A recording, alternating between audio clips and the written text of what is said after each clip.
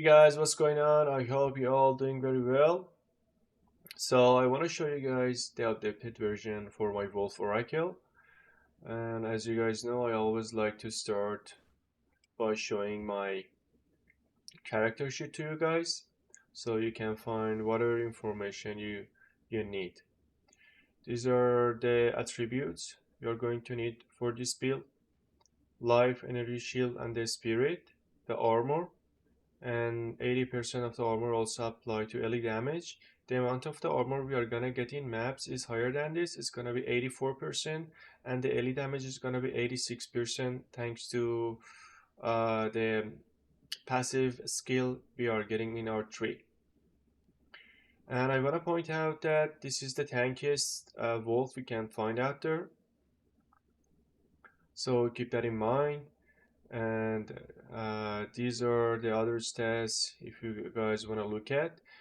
And this wolf has a very decent element protection and stun protection at the same time, so you are not gonna get freeze, ignite, or shock, or get a stun on those maps that has increased freeze build up and stun build up as well. Okay, that's done. So I'm gonna show you guys the skill gems. The shred, we're gonna use rage 3, crescendo 2, elemental armament 3, Garcon resolve, and overextend. We're gonna use purity of lightning that we are getting from our scepter, which is level 19 in this case. And we use cannibalism 2, cool headed, warm blooded, and vitality 2. And all these are free, like it's not gonna cost you any spirit because it's socketed into the purity of lightning. So the purity of fire and the purity of coal would work, but the other scepters, like if you use other scepter that gives extra energy shield and like the critical weakness, I believe it's called malice. If you socket these mm, spirit supports to them, it's gonna cost you spirit. So only those three is gonna be free of cost. So keep that in mind. So this one doesn't matter. The lunar blessing, we use prolonged duration 2, elemental armament 2, cooldown recovery 2, efficiency 2, second wind 3, the lunar assault, Bahatari vengeance, rage 3, rapid attacks 2, Rakiara's flow, and tool stillness, cross slash, close combat 2, ambrosia 2, overextend, elemental armament 2, and culmination 2. Thunderstorm, prolonged duration 2, blind 2, shock conduction 2, expanse, and cold exposure. And we only use thunderstorm when you want to do when you do bossing. So in mapping, you're not gonna use this only for bossing because you are gonna drench the boss. So as a result, you're gonna have more freeze buildup and you're gonna shock the boss instantly and also apply cold exposure. So the pounds we're gonna use, I don't know how to spell that, but this is gonna do fire explosion when you pounce on the dead enemies. So it's pretty effective for rituals and in mapping in general. Mark of siphoning 2 to leech life and mana as attack damage, very effective. Ice bite 2, culmination 2, and freezing mark to again build up more freeze, build up against bosses and those tanky rare monsters in the map. Herald of Ice, we use the take that everyone use, Magnify Area 2, Uruk Smelting, Ulnetul, Armor Break 3, and Armor Explosion. Be sure you have extra physical damage in your tree or on your weapon, so this tech would work. I'll explain in the when I go over the equipments. The Arctic Howl, cooldown recovery 2, blazing critical, raging cry, exposing cry, and efficiency 2 again. Savage Fury, Diala Desire, Ultra Aguari, and Vitality 1. You're not gonna need these two, but ideally you want Dial Desire, otherwise you're gonna need more Spirit, because this is held with a reservation cost of skills, like a Spirit skills. So I only have 151 Spirit. I mean, I have more, but because of the keystone we get in our skill tree, my Spirit is half now. So uh, you are gonna need in total 151 spirit to make this work, and you're gonna need yellow desire, otherwise you're gonna need more spirit to use this setup. And I use rampage. This is optional. You can use oil brush or flame breath as you wish, but I use rampage in breaching because it's really effective, and I just like running around and smash stuff. So we use Rampage, and the support gem was Bergen 2, Elemental Armament 2, Super Critical, Rapid Attacks, and Embiter. So if you want to switch Rampage, you're gonna put in the Oil Barrage, and the supports are Concentrated Area, Elemental Armament 2, Version 2, Blindside, and Overextend. If you guys want to use Flame Breath, make sure you have your rage up. I have, I guess, 80 rage. So when it gets to 30, 40, 50 even, that's enough. And the supports are gonna be Fire Penetration 2, Overextend, Concentrated Area, Elemental Armament 2, and Blindside. We are not gonna, I'm sorry, we are not gonna use Concentrated Area in this case. We're gonna use version 2. So these five: concentrated area, uh, we're gonna use this for oil brush instead of fire penetration that we are using for flame breath.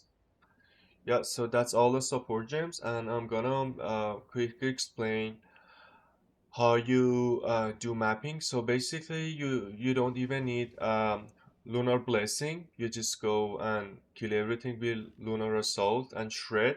And once you have some gaps between you and the mobs, you just wanna use your pounds to get into the enemies real fast and just lunar assault them. Or you can just shred to fill the gap, because when you shred, the wolf is jumping to the enemies. Alright, and for the bossing, the loop is like this. First of all, you're gonna put your thunderstorm down, and then you pounce to put your freezing mark on the enemies. Then you start rule assault. The boss is gonna freeze instantly. Then you're gonna start shredding the boss, and if you want, you can turn on your lunar blessing and savage fury. When the boss is freeze, turn on those buffs and start shredding the boss, and then you're gonna cross slash. After you do two shreds, you're gonna cross slash, because we have when you where is that? Let me check. Where is our pounds? Oh yeah. So there is a very important note. For the pounds, for those of you want to use oil brush or flame breath, you want to use Alita Chimp to get charges. So the Alita Chimp is this one. I changed my setup right now, but this build is very customizable. So you're gonna swap Alita Chimps with the pounds. So once you lunar assault and shred the boss, you are building combos with culmination, and once you pounce the boss again, you're gonna get power charges. So you're gonna empower your flame breath and oil brush and one shot the boss with these two skills. But I'm not using this setup right now in my build. I was messing around with it and just had lots of fun with these two skills. But right now I'm just messing around with rampage and playing around with it. So yeah, make sure to put in Alita Chimps into your pounds if you want to use these two ability for one-shotting the bosses and also use it in the map. So yeah, that's everything about the skill gems. Let's go over the gears. This is my talisman. You ideally want, definitely want extra physical damage on your talisman to get this tech work, to breaking armor and chain herald explosions off of your armor explosion. So you definitely want extra physical damage and increased speed, flat fees, crit, 5 level of attacks and attack speed. And this is like the base you can get. This is also really good, the spiny one, so you can ignore having critical chance on your weapon. uh, so you can spend less dips to buy your weapon if you use spiny talisman. But if you use magic talisman, you definitely want some crit chance on your suffixes. So this one and this one, the ideal talisman you want to look for. The ring, you want some flat damages, some attribute, and resistances on your both rings. For the second ring, if you want to be really tanky, you want some leech life on your ring. So you only need attribute on one of your ring, intelligence or dex or strengths. On the second ring, get leech life, some resistances, and flat damages. For the amulet, you want ideally plus one, two, or three melee skills, life, increased life, strength, and elemental resistances. And we're gonna anoint iron sleepers. This is very important. We definitely want to anoint this as annotation on our amulet. This is our headpiece. Resistances, some life, and huge armor and energy shield. This is my body armor. Be sure to get this base. It has spirit on it, and ideally you want 30 spirit on it. So you want your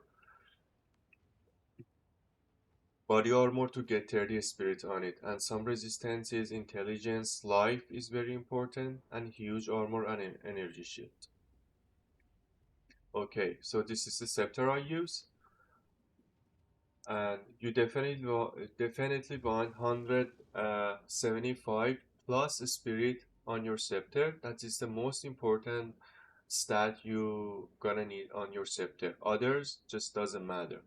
Just get the one has huge spirit stat on it, and make sure it's purity of lightning, fire, or cold. All right, so this is the boots I use. Again, resistances and huge energy sheet on it. This is my gloves again. This is more defensive. Armor also applies to elemental damage, is very nice. Definitely try to get something like these. Huge armor on it and some flat damages on your gloves is nice. I'm using Headhunter, which is very OP in this build. But if you don't have it, use the Ingenuity or rare belts and get life, strength, and some resistance on your belt. This is the flask I use, the charms. If you don't have this one, just forget about it. Use the bleed one, which is very effective, or the ignite one. And then the mana flask is just basically to pop up or ambrosia too. We use on your cross slash, otherwise there is no usage for mana flask. Then the skill tree.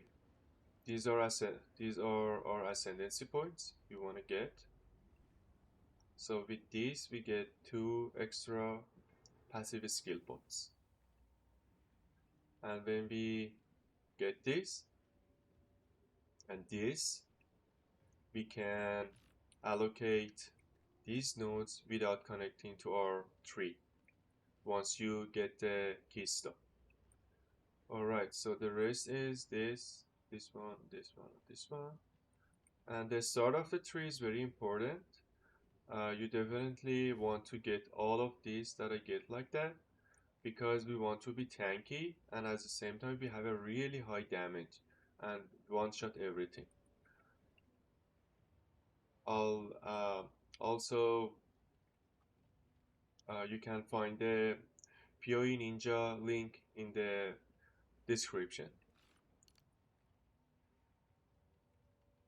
This is my first drill. You definitely want a drill like this, freeze build up, recover 2% of maximum life on kill. This is very important, and extra energy shield. The other two is not really important. Definitely want to get these element threshold, and here we come down here, getting these, and then we annotated this on our amulet, so we don't need to come down here. Then we come down, get these, then we come here, getting these, and then come down here. These are for endgame. This cluster is for endgame. These four always is for endgame. But you want these three and these four to get your rage up. Even even if you are level 80 or 90, you definitely want these three now. And then we come to the left, get these. These are again for level 90 plus.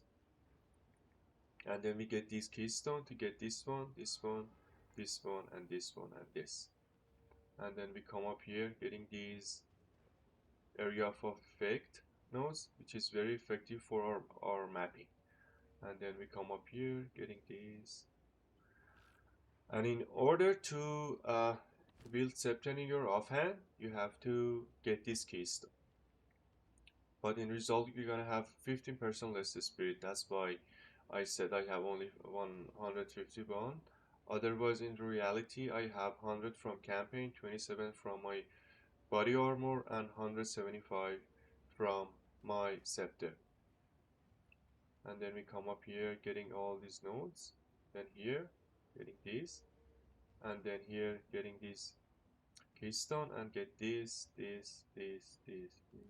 this one. And then we come up here and this is our other jewel. This one also you want to get maximum life on kill, gain additional ailment threshold, very important, and increase maximum energy shield.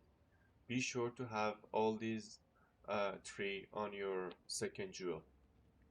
And this is my other jewel. That's the best one I have here. If you don't have this, just fit another jewel that has crit chance, crit bonus, extra energy shield, and ailment threshold again. If you don't have this kind of jewel. Yeah, I guess that's everything about the skill tree. So yeah, I just wanted to give you guys an update on my build. Guys, thanks for watching. I really appreciate your support. See you guys all soon. Thanks. I'm out.